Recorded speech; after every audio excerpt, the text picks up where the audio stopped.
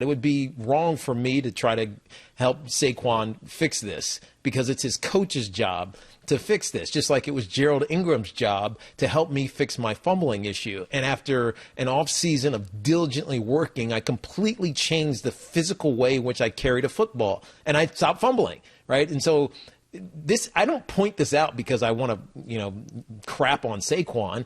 I think he has a desire, and I think he has the ability, more importantly, to be one of the great running backs in the history of the National Football League. Obviously, in the history of the Giants, but in the history of the National Football League, his size, his athleticism, his explosiveness, his physicality is amazing. But in order to do that, you have to be reliable in every aspect of what they ask you to do.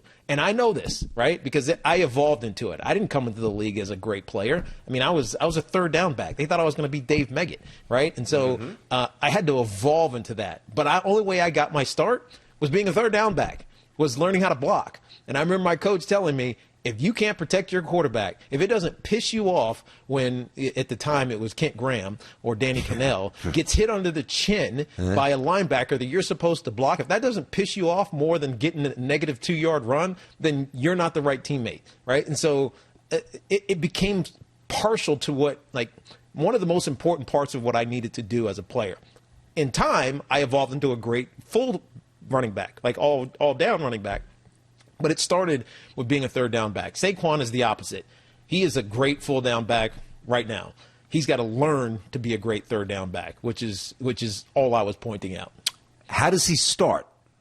It's technique. I mean, this is on his coach. It's technique and want to. It's not hard. Blocking's not hard. It's technique and want to. And I think eventually he'll get it. But he's just got to. He's aware of it now, and not that I'm trying to diminish who he is.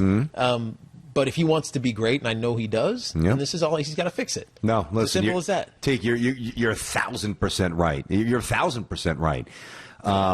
I thought the reaction was interesting, and I think that I was ready to throw this in too. I remember the first time we had Saquon on the show. He was still at Penn State, and he was actually sitting on a set of stairs in a corridor right before he went into class. Saquon Barkley is a great kid. Oh, he's unbelievable. Great kid. And I think he'll take this the right way. Well, I think he already did, as evidenced by. I was going to play it the other way around, but let's play Saquon first.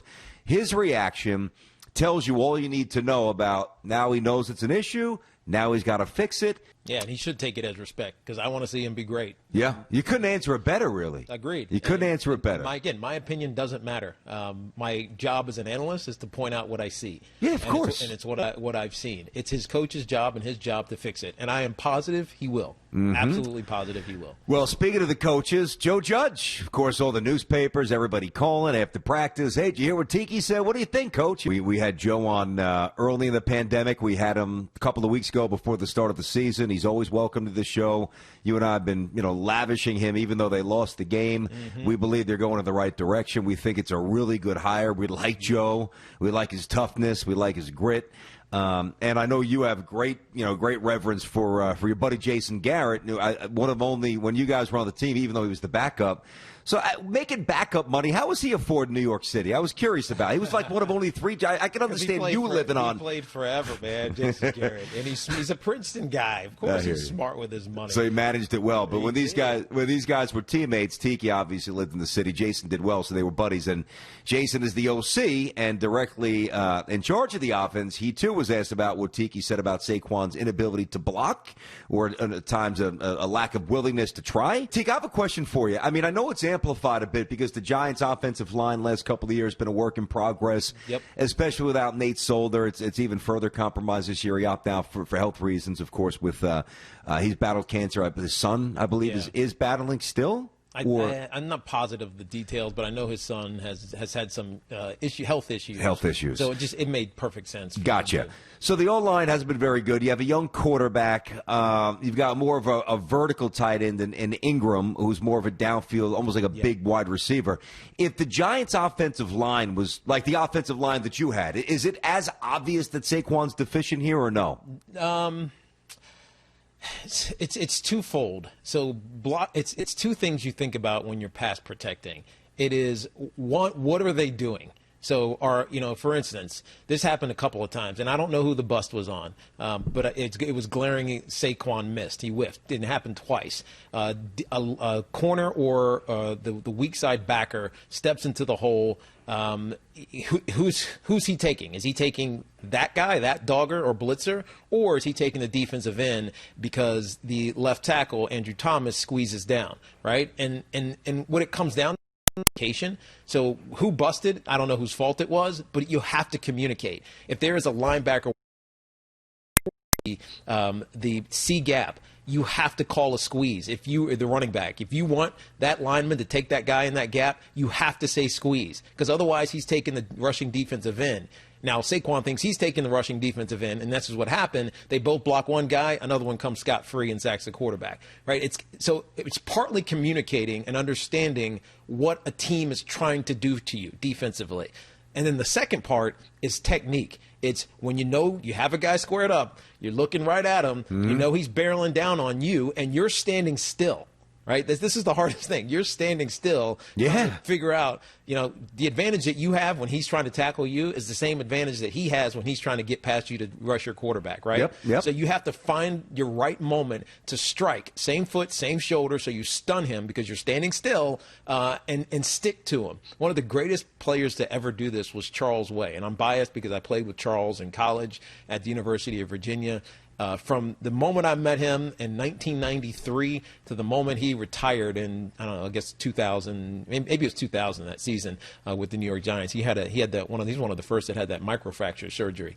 When you couldn't blitz, I don't think he gave up a sack. I've never seen him give up a sack, right? Because he strikes you and then locks on you, and you're not going anywhere. So it's part knowledge and then part technique. Okay. All right, good stuff. So we'll put that to rest, and hopefully Saquon comes out and bowls. And he will. I have no doubt. I think the Giants going to actually win. I think the Giants play well coming up this weekend.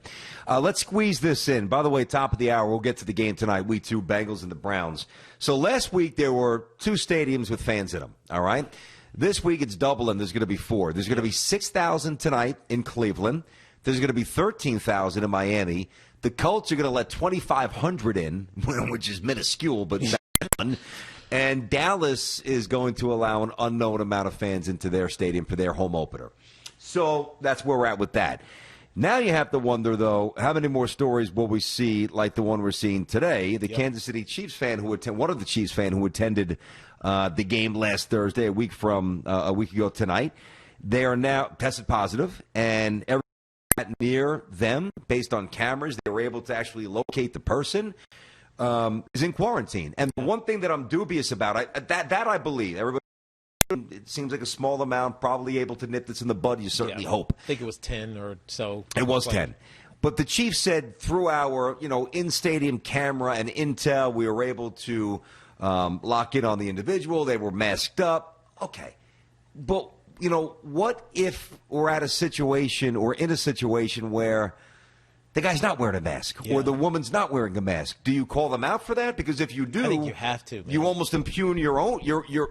I don't want to say you almost make yourself look bad because you ran the risk of that happening. Yeah, that's right. By allowing people in and saying you have to wear your mask, you have a couple beers, people forget to put the mask back on. That's a great point. Now, let's be clear. We don't know that these other 10 people have contracted the coronavirus. No. We just know that they were in proximity of someone who tested positive for the coronavirus, and as per, I guess, national, maybe international protocols right now, they're suggesting that they quarantine. Now, I don't think they can force them to quarantine, but I think they are being suggested to quarantine. The thing that I don't feel good about this, but the thing that makes me feel better about this, BT, is that this happened in a box. Thanks for watching. Make sure you like and subscribe, and don't forget to hit that bell to be notified when we drop fresh content.